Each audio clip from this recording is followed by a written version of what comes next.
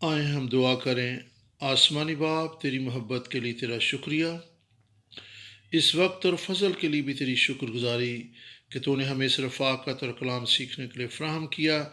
خداوند، اگرچہ ہماری زندگی میں کئی طرح کی مشکلات اور مسائل ہیں، حتیٰ کہ کلیسیائی مسیحی ایمان کی زندگی میں بھی مشکلات پائی جاتی ہیں، ہم دعا کرتے ہیں کہ تیرے کلام کی قدرت اور روشنی سے ہر طرح کی تاریکی اور مشکلات دور ہوتی چلی جائیں، تاکہ ہم صرف تیرے جلال ہی کا تجربہ نہ کریں بلکہ اس کی گواہی دینے والے بھی ہوں۔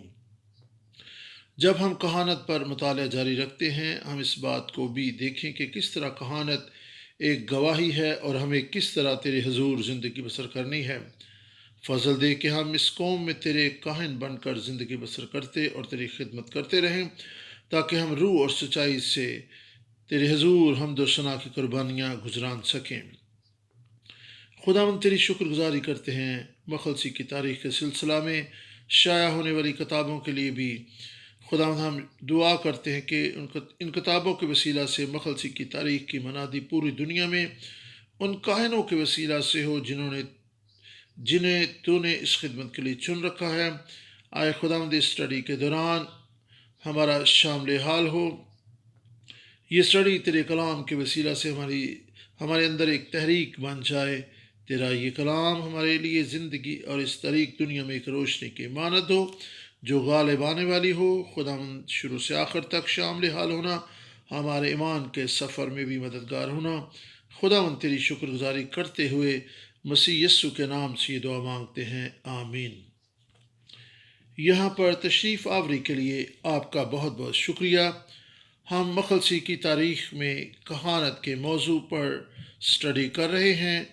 اس سلسلہ میں اسٹڈی کے اختتام پر ہم پیلوٹا اور کاہن کے تعلق سے بات کریں گے۔ آج ہم خروج 4 باب 22 آیت کو پڑھیں گے۔ خروج 4 باب 22 آیت خدا کے کلام میں اس طرح لکھا ہے، اور تو فرعون سے کہنا، خداوند یوں فرماتا ہے کہ اسرائیل میرا بیٹا بلکہ میرا پہلوٹا ہے۔ بس یہ صورتحال ہمیں یہاں پر دکھائی دیتی ہے۔ خدا اسرائیل کو اپنا بیٹا کہہ رہا ہے، اور یہ صرف یعقوب نہیں جس کا نام خدا نے اسرائیل رکھ دیا تھا، بلکہ یہاں پر پوری قوم کی بات ہو رہی ہے، یعنی یعقوب اور اس کی نسل۔ اسے خدا کے انتظام انصرام کے تحت ملک مصر بھیجا گیا تھا، اور یوسف کے سبب سے جب وہاں پر شدید قحط تھا، ملک مصر کے گودام اناج سے بھر گئے، کیونکہ یوسف کو خدا کی طرف سے اس مشکل صورتحال سے نپٹنے کے لیے حکمت اور دانائی ملی تھی، تاکہ اس بڑے قحط میں وہ جیتے بچے رہیں۔ یوسف کا گھرانہ یا اسرائیل کا خاندان وہ ملک مصر میں آئے، اور انہیں یوسف نے اپنے ہاں آ کر بس جانے کے لیے مدعو کیا تھا۔ 430 برس وہ ملک مصر میں رہ چکے تھے۔ ان 400 سالوں میں ان پر ظلم و ستم کے پہاڑ ٹوٹتے رہے۔ مصریوں نے انہیں اپنا غلام بنا لیا تھا۔ پھر خدا نے اپنے مقررہ وقت پر موسیٰ کے وسیلہ سے اپنے لوگوں کی رہائی کا بندوبست کیا۔ وہ ملک مصر کے بادشاہ فرعون سے مخاطب ہوا، میرے لوگوں کو جانے دے، خدا نے کہا ہے کہ وہ میرا بیٹا بلکہ میرا پہلوٹا ہے۔ خدا نے اپنی مخلصی کے انتظام و انصرام میں لوگوں کو ملک مصر سے نکال لیا۔ اس نے اسرائیل کو اپنے لوگ کہا۔ مخلصی کی تاریخ کے سلسلہ کی شائع ہونے والی چھٹی کتاب پیلوٹی کی اہمیت پر بات کرتی ہے، اور پھر کس طرح یہ لاویوں اور کہانت سے منسلک ہے۔ ہم اس دن کی اہمیت کو بھی سمجھنا شروع کریں گے۔ دراصل میں حاصل کلام سے شروع کرنے والا ہوں۔ بعض اوقات جب کبھی لوگ فلم دیکھنے کے لیے جاتے ہیں تو انہیں فلم میں دنگا فساد اور غارت گری کرنے والے لوگ پسند نہیں آتے، کیونکہ اگر آپ کو فلم کا اختتام پہلے سے علم ہو اور جیسے جیسے کہانی آگے بڑھتی ہے اور آپ فلم دیکھ رہے ہوتے ہیں، آپ دیکھتے ہیں کہ کس طرح کڑی سے کڑی ملتی چلی جاتی ہے۔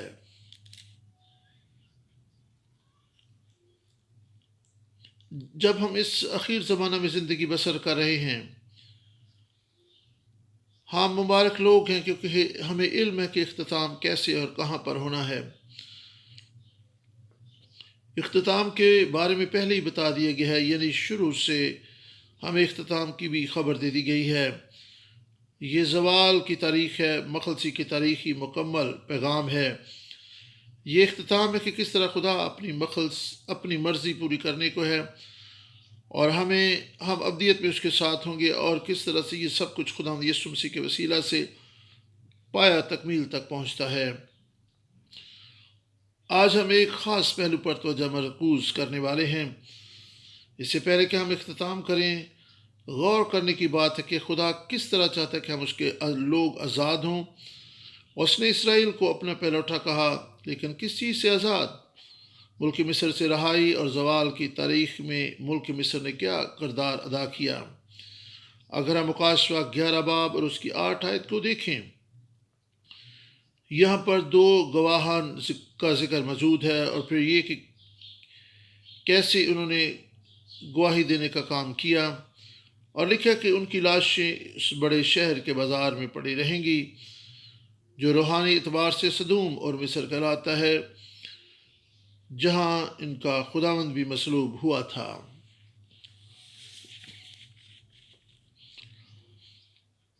ہم تاریخ سے جانکاری حاصل کرتے ہیں کہ خداوند یسوع مسیح کو شہر یروشلم کے باہر مصلوب کیا گیا کلوری کے مقام پر، لیکن مکاشفہ کی کتاب تو سب کچھ بڑے پراسرار اور بھید کے طور پر بیان کرتی ہے۔ خداوند یسوع مسیح کو سدوم میں مصلوب کیا گیا۔ مخلصی کی تاریخ میں سدوم کا بھی کردار ہے، اسے ملک مصر میں سولی پر لٹکایا گیا، اور ملک مصر میں بھی مخلصی کی تاریخ میں ایک کردار رکھتا ہے۔ آج ہم ملک مصر پر ہی غور کرنے والے ہیں۔ ہم نے شروع میں جو حوالہ پڑھا، خروج 4 باب، اس میں اسرائیل کو پہلوٹا کہا گیا۔ پہلوٹے کی کیا اہمیت ہے؟ مکاشفہ 1 باب 5 اور 6 آیت، یہاں پر پہلوٹے کی تصویر اور اس کی اہمیت دیکھنے کو ملتی ہے، کیونکہ خدا یسوع مسیح ہی خدا کا پلوٹا ہے، اور مردوں میں سے جی اٹھنے والوں میں بھی پلوٹا ہے۔ ہم اسٹڈی میں اس بنیاد پر آگے بڑھیں گے، اور یسوع مسیح کی طرف سے جو سچا گواہ اور مردوں میں سے جی اٹھنے والوں میں پلوٹا ہے اور دنیا کے بادشاہوں پر حاکم ہے، تمہیں فضل اور اطمینان حاصل ہوتا رہے۔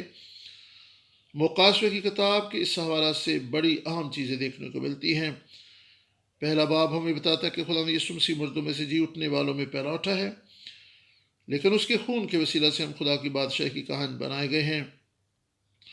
یہاں پر پلوٹے خدا یسوع مسیح اور مردوں میں سے جی اٹھنے والوں میں پلوٹے اور خدا یسوع مسیح کے وسیلہ سے خدا کے کاہن بننے کے درمیان ایک تعلق دکھائی دیتا ہے۔ آئیں اس پر مزید غور کریں، ان آیات کو لکھ لیں۔ مخلصی کی تاریخ کا مصنف ان آیات پر بڑی وضاحت پیش کرتا ہے۔ وہ بائبل کے کچھ اصول بھی بیان کرتا ہے۔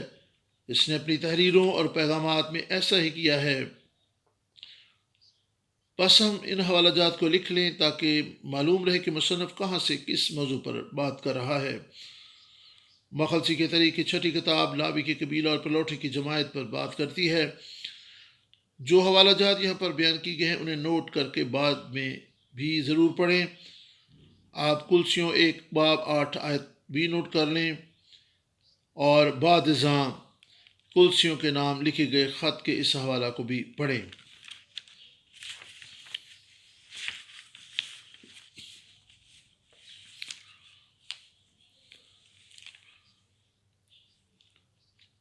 اور وہی بدن یعنی کلیسیا کا سر ہے، وہی ابتدا ہے اور مردوں میں سے جی اٹھنے والوں میں پہلا اٹھا تاکہ سب باتوں میں اس کا اول درجہ ہو۔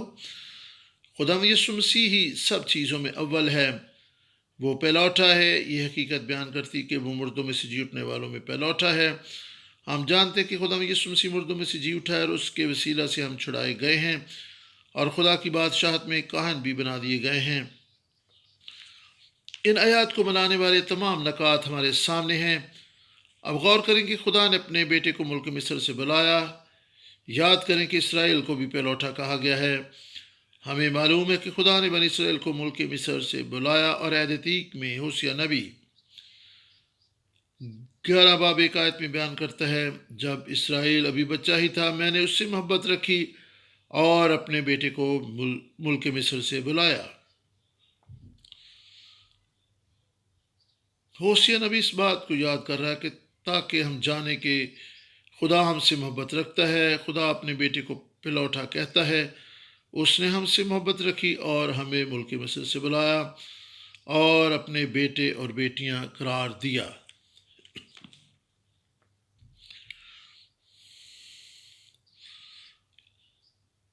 مخلصی بخش تاریخی واقعہ کا تعلق براہ راست خدا یسوع مسیح کے ساتھ ہے۔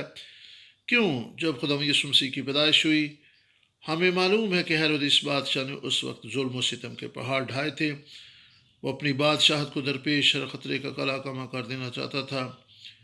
جب مجوسی اس کے پاس آئے، انہوں نے کہا، ہم نے اسرائیل کے بادشاہ کا ستارہ دیکھا ہے۔ ہیرودیس نے پوچھا کہ کہاں تم نے وہ ستارہ دیکھا؟ تمہیں کہاں اس بادشاہ کو ملنے جانا ہے؟ مجھے بھی بتاؤ۔ ہیرودیس نے خدا یسوع مسیح کے لیے اس وقت مشکلات پیدا کر دی جب وہ بھی بچہ ہی تھا۔ اس نے اس وقت کے تمام چھوٹے بچوں کو قتل کروا دیا تھا۔ یوسف جو جسمانی طور پر باپ تھا، اسے خدا کے فرشتہ نے رہنمائی دی کہ وہ بچے کو لے کر ملک مصر بھاگ جائے۔ متی رسول نے ہوشیہ کی کتاب کا حوالہ دیا ہے تاکہ وہ دکھا سکے کہ کس طرح خروج کی کتاب کا مخلصی بخش تاریخی واقعہ خدا یسوع مسیح سے براہ راست منسلک ہے۔ متی 2 باب 14 اور 15 آیت کو پڑھیں تاکہ جو خدا نے نبی کی معرفت کہا تھا وہ پورا ہو کہ مصر میں سے میں نے اپنے بیٹے کو بلایا۔ متی 2 باب 14 اور 15 آیت، یہ آیت قابل غور ہے۔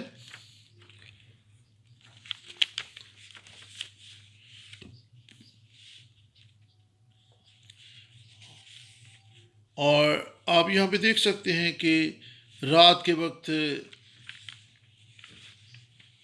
یوسف اٹھا اور اس نے مریم اور بچے کو لیا اور وہ ملک مصر بھاگ گئے۔ یہ حوالہ ہمیں یہ بتاتا ہے کہ کس طرح مریم اور یوسف خدا یسوع مسیح کو جو اس وقت بچے تھے ملک مصر گئے تاکہ جو نبی کی معرفت کہا گیا تھا اس کی تکمیل ہو۔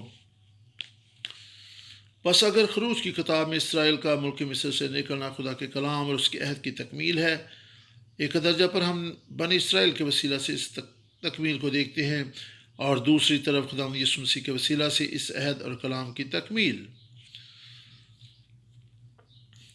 بس ہم نے دیکھا کہ اس طرح عہد عتیق میں خدا کے کلام، خدا کی مخلصی بخش تاریخی انتظام و انسلام کا تعلق براہ راست خدا یسوع مسیح کے ساتھ ہے۔ بہت سے اسکالرز ان چیزوں کو 2 مختلف واقعات کے طور پر دیکھتے ہیں، لیکن مخلصی کی تاریخ انہیں یکجا کرتی ہے۔ یہ ہمیں دکھاتی ہے کہ کس طرح خدا کا بنی اسرائیل کو پہلا اٹھا کہنا اس پیشن گوئی کی تکمیل ہے کہ کس طرح خدا یسوع مسیح ملک کے مصر سے بلایا گیا، نہ کہ محض جسمانی پر اسرار روحانی طور پر خدا یسوع مسیح کو ملک مصر میں مصلوب کیا گیا، یعنی گناہ اور موت کی سرزمین پر ہمیں بھی گناہ اور موت سے نکالا گیا۔ جس طرح یسوع مسیح جو پلوٹا ہے مردوں میں سے زندہ کیا گیا اور جس کے وسیلہ سے ہم خدا کی کلیسیا میں شامل ہوئے۔ مصر سے نکل آنے کا کیا مطلب ہے؟ جسمانی طور پر ملک مصر سے نکل کر وعدہ کی سرزمین میں داخل ہونا۔ ہم دیکھتے ہیں کہ خروج میں روحانی طور پر دنیا سے نکل کر آسمان کی بادشاہی میں داخلہ۔ ہم خدا یسوع مسیح کی زندگی میں اس کو دیکھتے ہیں، لیکن اس کا موت پر غالب آنے اور ابدی زندگی حاصل کرنے سے کیا تعلق بنتا ہے؟ لاوی کے قبیلہ اور بپتسمہ کے موضوع پر اسٹڈی کی تھی۔ کچھ وقت پہلے آپ لاوی کے قبیلہ اور بپتسمہ کے تعلق سے اسٹڈی کر چکے ہیں اور یہ دیکھا تھا کہ کہانت کا کیا مطلب ہے اور اس کا کیا معنی و مفہوم ہے۔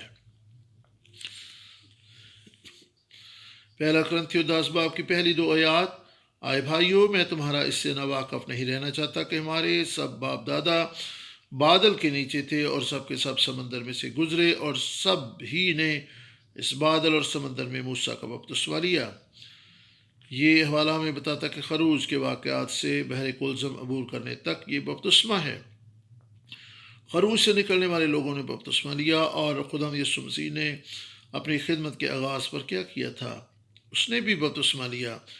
ہم کلسیوں 2 باب کی 12 اور 13 آیت کو دیکھتے ہیں، اور اسی کے ساتھ بپتسمہ میں دفن ہوئے اور اس میں خدا کی قوت پر ایمان لا کر جس نے اسے مردوں میں سے جلایا اس کے ساتھ جی بھی اٹھے۔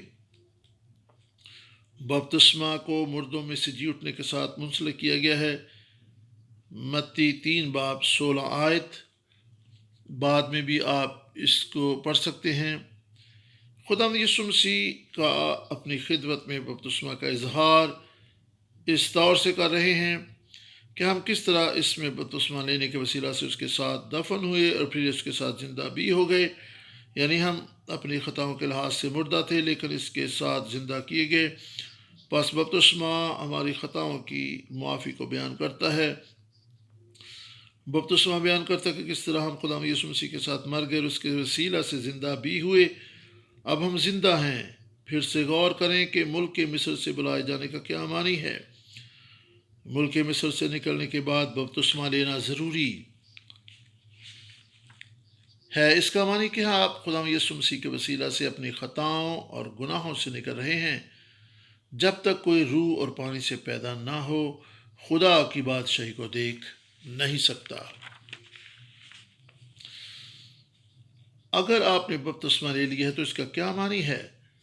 آپ نئے سرے سے پیدا ہو چکے ہیں۔ آپ روح اور پانی سے پیدا ہو چکے ہیں۔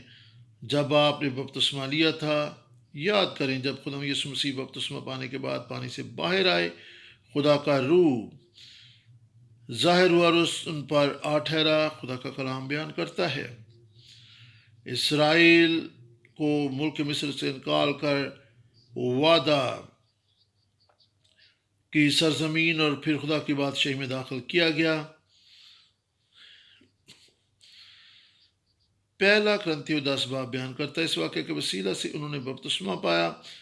خدا یسوع مسیح بیان کرتے کہ جب تک کوئی روح اور پانی سے پیدا نہ ہو وہ خدا کی بادشاہی کو دیکھ نہیں سکتا۔ پس ہم دیکھ سکتے ہیں کہ کس طرح ہم یسوع مسیح کا اقرار کلیسیا کے سامنے کرنے، خدا کی جماعت میں داخل ہونے اور نئے سرے سے پیدا ہو جاتے ہیں۔ پس پانی اور روح بنیادی تقاضا ہے۔ اس کی کیا اہمیت ہے؟ افسیوں 5 باب 25 اور 26 آیت، نئے سرے سے پیدا ہونے کے لیے آپ کو پانی اور روح کی ضرورت، اور یہ کس چیز کو پیش کرتا ہے؟ آپ کلام کے وسیلہ سے پاک ٹھہرتے ہیں، لیکن صرف پانی ہی نہیں بلکہ پانی اور روح۔ آپ کو نئے سرے سے پیدا ہونے کے لیے پانی اور روح کی ضرورت ہے۔ یوحنا 6 باب 63 آیت بیان کرتی ہے زندہ کرنے والی تو روح ہے، جسم سے کچھ فائدہ نہیں۔ جو باتیں میں نے تم سے کہیں وہ روح بھی ہیں اور زندگی بھی۔ بس جب بپتسمہ پاتے ہیں آپ یسوع مسیح کے ساتھ دفن ہو جاتے ہیں اور پھر اس کے ساتھ زندہ ہو جاتے ہیں۔ جس طرح سے مسیح یسوع کو مردوں میں سے زندہ کیا گیا، یہ کیسے ہوا؟ یہ کلام کی قدرت سے ہوا، اور یہی پانی اور روح کو پیش کرتا ہے۔ رومیو 8 باب 11 آیت، اور اگر اسی کا روح تم میں بسا ہوا جس نے یسوع کو مردوں میں سے جلایا، تو جس نے مسیح یسوع کو مردوں میں سے جلایا وہ تمہارے فانی بدنوں کو بھی اپنے اس روح کے وسیلہ سے زندہ کرے گا جو تم میں بسا ہوا ہے۔ اگر آپ کو مردوں میں سے زندہ کیا گیا ہے، اس کا کیا مطلب ہے؟ اس کا مطلب ہے کہ آپ بپتسمہ پا چکے ہیں۔ اگر آپ نے بپتسمہ لے لیا ہے، اس کا کیا معنی ہے؟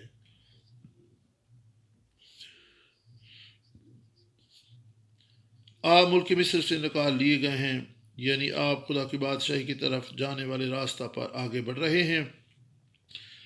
کسے مردوں میں سے زندہ کیا گیا؟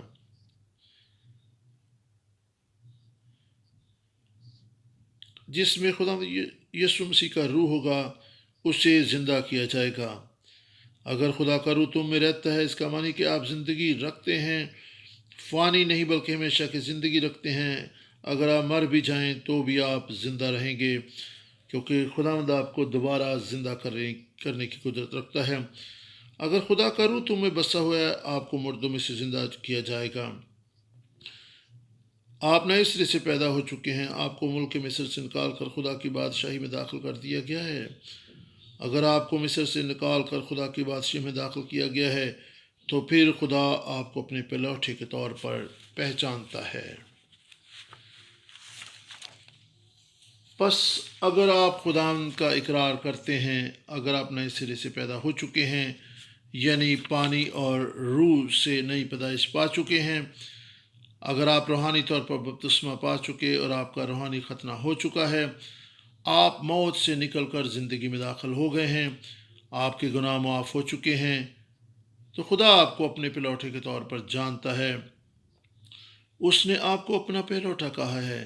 اس نے ہمیں موت سے نکال کر زندگی میں داخل کر دیا ہے۔ پلوٹا ہونے کا یہی مفہوم ہے۔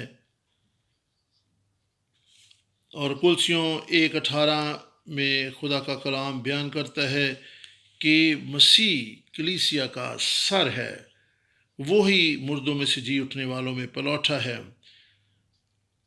تاکہ سب باتوں میں اس کا اول درجہ ہو، کیونکہ باپ کو یہ پسند آیا کہ ساری مموری اسی میں سکونت کرے، اور اس کے خون کے وسیلہ سے جو صلیب پر بہا صلح کر کے سب چیزوں کا اسی کے وسیلہ سے اپنے ساتھ میل کر لے، خواہ وہ زمین کی ہوں خواہ وہ آسمان کی۔ یہی وہ اہم نقطہ ہے جس کو ہمیں سمجھنے کی ضرورت ہے۔ خدا یسوع مسیح حقیقی طور پر پلوٹا ہے، جس طرح خدا اسرائیل کو پلوٹا کہتا ہے اور انہیں اپنی شریعت دیتا ہے۔ وہ فرماتا ہے خروج 13:2، سب پلوٹوں کو، یعنی جو بنی اسرائیل میں خواہ انسان ہو خواہ حیوان، پلوٹی کے بچے ہوں، ان کو میرے لیے مقدس ٹھہرا، کیونکہ وہ میرے ہیں۔ خروج 13 اور اس کی 2 آیت آپ دیکھ سکتے ہیں، اور پھر لوکا 2:23 آیت۔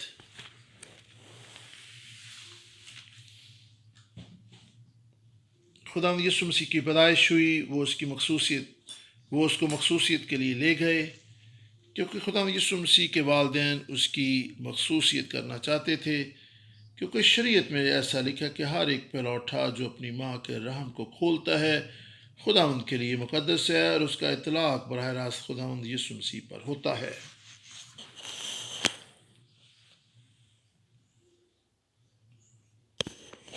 خدا کا یہ پلان تھا کہ ہر پلوٹے کی تقدیس ہو، اسے خدا کے لیے مقدس ٹھہرایا جائے۔ آئے ایک لمحہ کے لیے پلوٹے یعنی خداوند کے لیے پلوٹے کو مقدس ہونے پر غور کریں، اس کی کیا اہمیت ہے۔ خروج 28 کاہن کے لباس کا ذکر کرتا ہے۔ 34 آیت میں کاہن کے ماتھے پر لگائے جانے والے پتھر کا ذکر ہے۔ خروج 28 36 آیت کو دیکھیں تو وہاں لکھا ہے، اور تو خالص سونے کا ایک پتھر بنا کر اس پر انگشتری کے نقش کی طرح یہ کندہ کرنا، خداوند کے لیے مقدس۔ سردار کاہن پگڑی پہنتے تھے اور سونے کے پتھر پر لکھا تھا خداوند کے لیے مقدس۔ آئیں اس کے ساتھ آگے بڑھیں۔ ہر ایک پلوٹا خداوند کے لیے مقدس ہے۔ سردار کاہن کے ماتھے پر ایک مہر ہوتی تھی جس پر لکھا تھا خداوند کے لیے مقدس۔ ہم ایک گیت بھی گاتے ہیں، جن کے ماتھے پہ نام پتا کا گیت نیا وہ گاتے ہوں گے، جن پر مہر ہو چکی ہے، جو پلوٹے بن چکے ہیں، یعنی خدا کی جماعت میں شامل ہو گئے ہیں، وہ خداوند کے لیے مقدس ہیں۔ عبرانیوں 12:22 اور 23 آیت میں بھی آپ دیکھ سکتے ہیں۔ عبرانیوں 12:22 اور 23 آیت میں مصنف بیان کرتا ہے، ہم کوئی سے ان کے پاس آئے ہیں آسمانی شہر یروشلم پلوٹوں کی جماعت یعنی کلیسیا میں جن کے نام آسمان پر لکھے ہوئے ہیں۔ مکاشفہ 14 باب 1 آیت کو دیکھیں۔ پھر میں نے نگاہ کی تو کیا دیکھتا ہوں کہ وہ برہ سیون کے پہاڑ پر کھڑا ہے اور اس کے ساتھ 1,44,000 شخص ہیں جن کے ماتھے پر اس کا اور اس کے ان کے باپ کا نام لکھا ہوا ہے۔ کون پلوٹا ہے؟ پلوٹا خداوند کے لیے مقدس ہے۔ کہاں کے ماتھے پر مہر ہے؟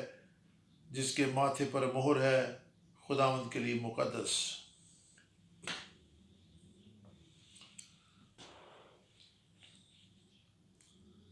اور پھر مکاشفہ 14 باب کی پہلی 5 آیات کو آپ پڑھیں تو وہاں پر بھی آپ ایک خوبصورت منظر کو دیکھ سکتے ہیں کہ جو خداوند کے لیے مقدس ہیں، جو خداوند کے لیے پاک ہیں، ان کا کیا رتبہ اور مقام ہے اور وہ آسمان پر کس مقام پر ہوں گے۔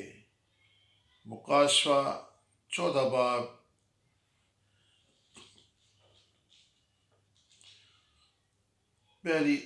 مکاشفہ 14 باب کی پہلی 5 آیات۔ مجھے آسمان پر سے ایک ایسی آواز سنائی دی جو زور کے پانی اور بڑی گرج کی آواز تھی، اور جو آواز میں نے سنی وہ ایسی تھی جیسے بربط نواز بربط بجاتے ہیں۔ وہ تخت کے سامنے اور چاروں جانداروں اور بزرگوں کے آگے گویا ایک نیا گیت گا رہے تھے، اور ان 1,44,000 شخصوں کے سوا جو دنیا میں سے خرید لیے گئے تھے اس گیت کو نہ سیکھ سکا، یعنی ان کے علاوہ کسی کو یہ گیت نہیں آتا تھا۔ یہ وہی ہیں جو عورتوں کے ساتھ آلودہ نہیں ہوئے بلکہ کنوارے ہیں۔ یہ وہ ہیں جو برہ کے پیچھے پیچھے چلتے ہیں، جہاں کہیں وہ جاتا ہے۔ یہ خدا اور برہ کے لیے پہلے پھال ہونے کے واسطے آدمیوں میں سے خرید لیے گئے ہیں، اور ان کے منہ سے کبھی جھوٹ نہ نکلا تھا۔ وہ بے عیب ہیں۔ انہیں کس طرح خریدا گیا؟ برہ کے خون سے۔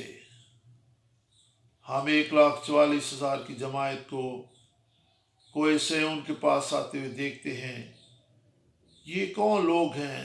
بے عیب، پاک، پہلے پھل، جن کے ماتھے پر خدا کا نام لکھا ہوا ہے، جن کے ماتھے پر لکھا ہے خدا کے لیے مقدس۔ اگر آپ مکاشفہ 7 باب کی پہلی 3 آیات کو دیکھیں، یہاں پر لکھا ہے، اس کے بعد میں نے زمین کی چاروں کونوں پر 4 فرشتے کھڑے دیکھے۔ وہ زمین کی چاروں ہواؤں کو تھامے ہوئے تھے تاکہ زمین یا سمندر یا کسی درخت پر ہوا نہ چلے۔ پھر میں نے ایک اور فرشتہ کو زندہ خدا کی مہر لی ہوئے مشرق کی طرف سے اوپر آتے دیکھا۔ اس نے ان 4 فرشتوں سے جنہیں زمین اور سمندر کو ضرر پہنچانے کا اختیار دیا گیا تھا بلند آواز سے پکار کر کہا کہ جب تک ہم اپنے خدا کے بندوں کے ماتھے پر مہر نہ کر لیں، زمین اور سمندر اور درختوں کو ضرر نہ پہنچانا۔ سردار کہن کے ماتھے پر لکھا تھا خداوند کے لیے مقدس۔ اس پلوٹے کے ماتھے پر مہر تھی۔ اخیر زمانہ میں پلوٹوں کی جماعت کو برہ کے خون سے خرید لیا گیا، ان پر مہر لگ گئی، وہ خداوند کے لیے مقدس ہیں۔ ہم کس طرح سے پاکیزگی کو سمجھتے ہیں؟ یہ پلوٹے ہونے کے وسیلہ سے ملتی ہے۔ اس کا اظہار گنتی 3 باب 12 اور 13 آیت سے ہوتا ہے۔ پس لاوی میرے لیے ہیں، پس لاوی میرے ہیں۔ ہم نے پلوٹوں کے تعلق سے جو کچھ بھی بیان کیا ہے، ہم نے بیان کیا کہ کس طرح خدا یسوع مسیح پلوٹا ہے۔ مخلصی بخش تاریخی واقعہ لاویوں کے وسیلہ سے بیان کیا گیا۔ ہم آئندہ بھی اس اسٹڈی کو مزید جاری رکھیں گے۔ لاویوں کے وسیلہ سے اظہار کیا گیا، یہ مخلصی بخش تاریخی واقعہ کہانت کے وسیلہ سے بیان کیا گیا، یہ سردار کاہن کے وسیلہ سے بیان کیا گیا۔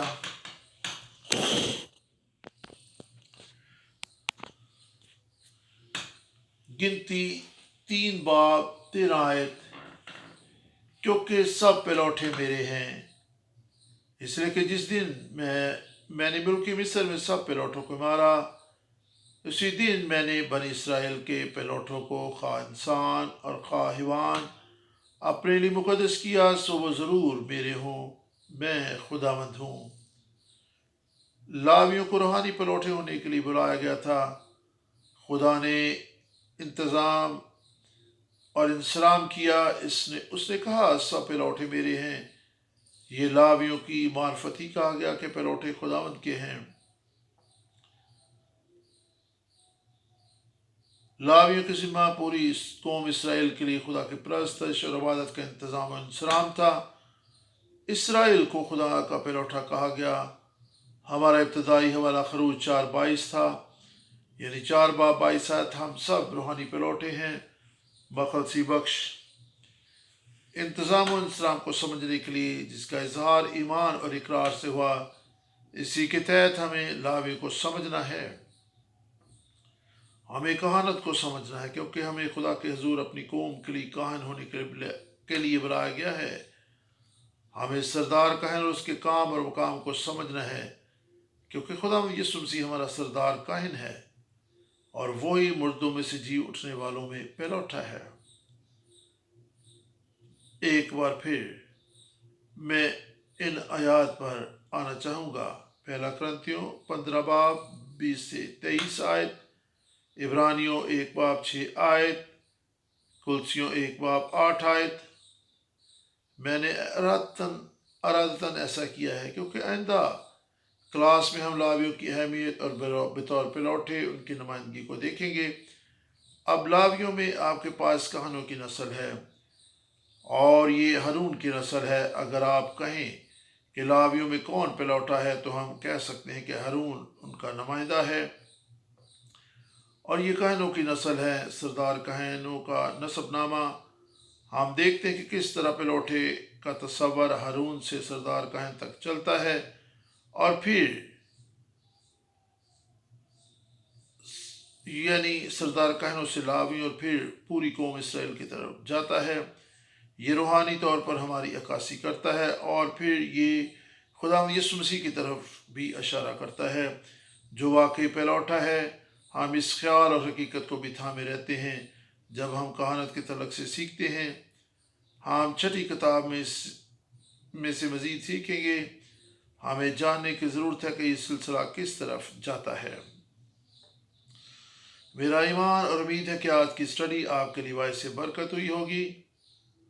जो हवाला जात आपने नोट किए हैं आप उन्हें ज़रूर पढ़ें और याद रखें कि खुदा यीशु मसीह हमारा हकीकी सरदार कायन है। मुझे उम्मीद है और मेरी ये दुआ है कि हम खुदा के कलाम को सीखना जारी रखें। रोमियो 10 बाब 17 आयत के मुताबिक ईमान सुनने से पैदा होता है और सुनना मसीह के कलाम से। और जैसा कि हम निजात के वसीला इकरार करते हुए इस बात का इजहार करते हैं, हम इस बात को गहरे तौर पर जानें कि खुदा यीशु मसीह हमारा सरदार काहिन है। वो हमारे लिए मर गया और फिर ज़िंदा हुआ, वो अब तक ज़िंदा रहेगा। उसने अपनी मौत के वसीला से हमें अपने लिए ख़रीद लिया। हम खुदा की बादशाही में काहिन और पलौठे हैं।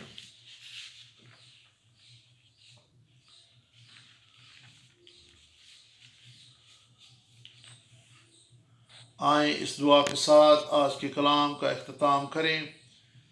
आसमानी बाप, तेरा शुक्र तेरे फजल और तेरे प्यार के लिए कि तूने अपने बेटे यीशु की कुर्बानी और पाक लहू से हमें अपने लिए ख़रीद लिया। हमने तेरे कलाम से देखा कि खुदा यीशु मसीह हमारा हकीकी सरदार काहिन और तेरा इकलौता बेटा और मुर्दों में से जीतने वालों में पहलौठा फल है। वो पहलौठा है, पहला फल है। हम मसीह यीशु पर ईमान रखते हैं। आए बाप, तेरा शुक्र कि तूने हमें अपने लिए चुन लिया ताकि हम पलौठों की जमात में दाखिल हों।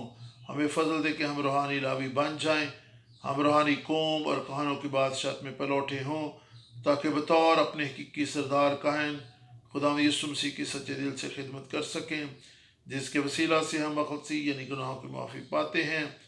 हम इस अंजील की मनादी करें ना सिर्फ अपने लोगों के दरमियान जो हमारे आस पास रहते हैं, बल्कि दुनिया की इंतहा तक इस पैगाम को लेकर जाएं। हम दुआ करते हैं اے باپ، مخلصی کی تاریخ اور اس کی تکمیل کے وسیلہ سے مصر سے نکال کر تیری بادشاہی میں داخل کر دیے گئے ہیں تاکہ تیری پلوٹی ہوں۔ تیرا شکر ہو خدا یسوع کے نام میں، آمین۔